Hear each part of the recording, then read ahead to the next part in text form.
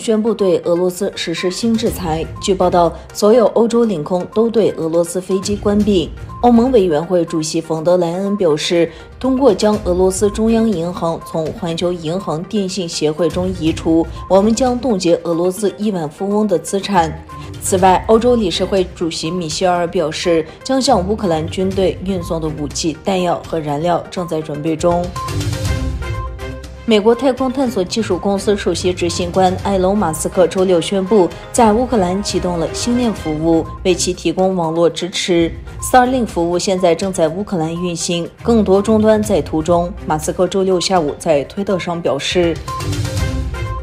有独立调查机构和多个西方议会宣布，中国政府在东突厥散对待维吾尔人的做法已构成种族灭绝罪。俄罗斯出兵乌克兰后，中国支持俄军入侵。中国国务委员兼外长王毅25日分别与英国外相特拉斯、欧盟外交与安全政策高级代表博雷利和法国总统马克龙外交顾问伯纳通话时讨论乌克兰局势。据中国媒体报道，王毅就乌克兰问题阐述中方的5点基本立场。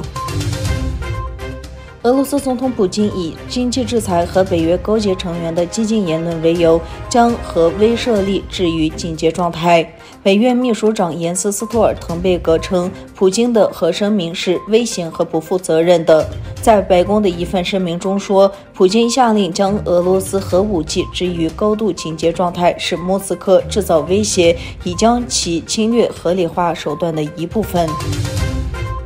哈萨克斯坦国防部宣布，社交媒体上有关本国向乌克兰派兵的指控并不反映事实，向有关国家派遣士兵的问题不在议程上。此前有报道称，俄罗斯的亲密盟友哈萨克斯坦拒绝派军参加普京对乌克兰的侵略行动。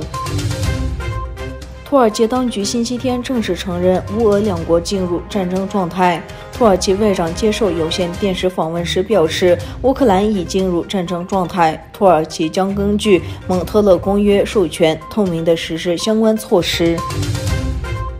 国际足联宣布，俄罗斯领土内不得进行国际赛事。俄罗斯协的球队参加的比赛中不得出现俄罗斯的国旗和国歌。此前，欧洲足协联盟宣布，2021-2022赛季欧冠决赛将在法国首都巴黎举行，而不是在俄罗斯首都圣彼得堡举行。